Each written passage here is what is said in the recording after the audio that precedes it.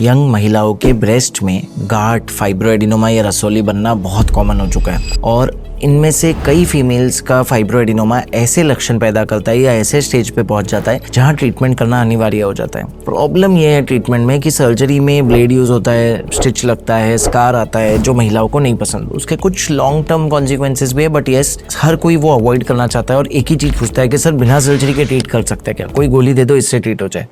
Unfortunately गोली है नहीं, लेकिन अब एक मैजिकल थेरेपी आ गया है जिसमें कोई ब्लेड, कोई स्टिच, कोई स्कार नहीं और पूरा फाइब्रोएडिनोमा निकल सकता है बिना सर्जरी के।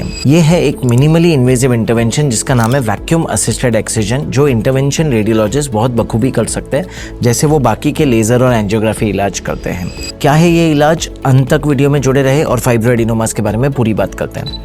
देखो, फाइब्रोएडिनोमास ब्रेस्ट की एक बिनाइन गांठ है, नॉन कैंसरस गांठ, जिसमें ब्रेस्ट का ही फाइब्रोग्लैंडुलर टिश्यू ज्यादा प्रोलिफरेट करके ग्रो होकर एक रसोली या गांठ जैसा बना देता है। नॉर्मली एक फीमेल के लाइफ स्पैन में 60 से 80% महिलाओं को यह हो सकता है और हर एक को ट्रीटमेंट की जरूरत नहीं है क्योंकि 35 साल की उम्र के बाद मैक्सिमम केसेस में फाइब्रोएडिनोमा खुद श्रिंक होकर के गायब हो सकता है। लेकिन कुछ केसेस है जिसमें सर्जरी करना या ट्रीटमेंट करना अनिवार्य हो जाता है।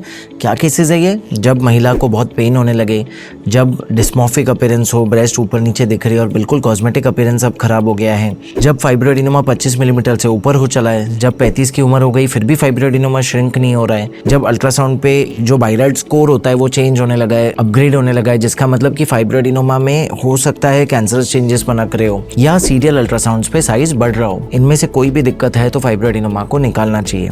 ये फाइब्रोएडिनोमास होते क्यों है? कुछ अनुवांशिक टेंडेंसी होती है, मेड जीन्स, बट कई बार hormonal imbalance, high oestrogen levels की वजह से होता है जो अगेन फूड और लाइफस्टाइल से स्टिमुलेटेड है।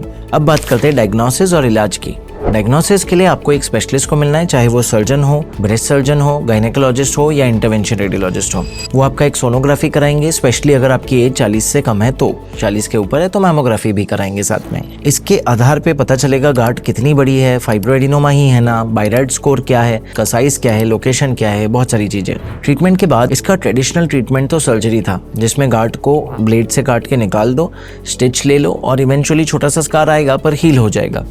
लेकिन अब नया थेरेपी आ गया जिसमें ये सब करने की जरूरत नहीं है। ये टेक्नोलॉजी का नाम है वैक्यूम असिस्टेड एक्सिजन और जैसा आप देख रहे हो बैकग्राउंड में, एक छोटी सी सुई से सुन करते हैं और एक दूसरी छोटी सुई से पीस बाय पीस पूरी गांठ निकल जाती है। एंड में पूरी गांठ को, सैंपल को ये कंटेनर में हम लैब में भेजते हैं। फायदे क्या क्या है? पहला, कोई एनेस्थेशिया नहीं, लोकल एनेस्थेशिया में एक छोटी सी सुई से सुन करके ये इलाज हो जाता है। सेकेंड, कोई भी ब्लेड यूज नहीं है, मिनिमली इन्वेजिव, सब कुछ एक छोटी सी सुई से। थर्ड, कोई स्टिच या टाकू की जरूरत नहीं। फोर्थ, कोई स्कार नहीं, कॉस्मेटिकली बहुत फ्रेंडली, एक हफ्ते में वो छोटा सा नीडल जैसा होल भर जाएगा और आपको दिखेगा भी नहीं कहाँ से किया था। एंड फिफ्थ, रिजल्ट वही 100%, कॉम्प्लिकेशन जैसे ब्लीडिंग, इन्फेक्शन, सर्जरी से बहुत गुना कम, कोई ज़्यादा हॉस्पिटल स्टे नहीं, रिकवरी एकदम इंस्टेंट, अगले दिन से आप अपना जॉब ज्वाइन कर सकते हो। सो ऐसे 8 से 10 एडवांटेजेस है और इसका अगर लाभ उठाना है तो आपको नज़दीकी इंटरवेंशन रेडियोलॉजिस्ट से मिलना है।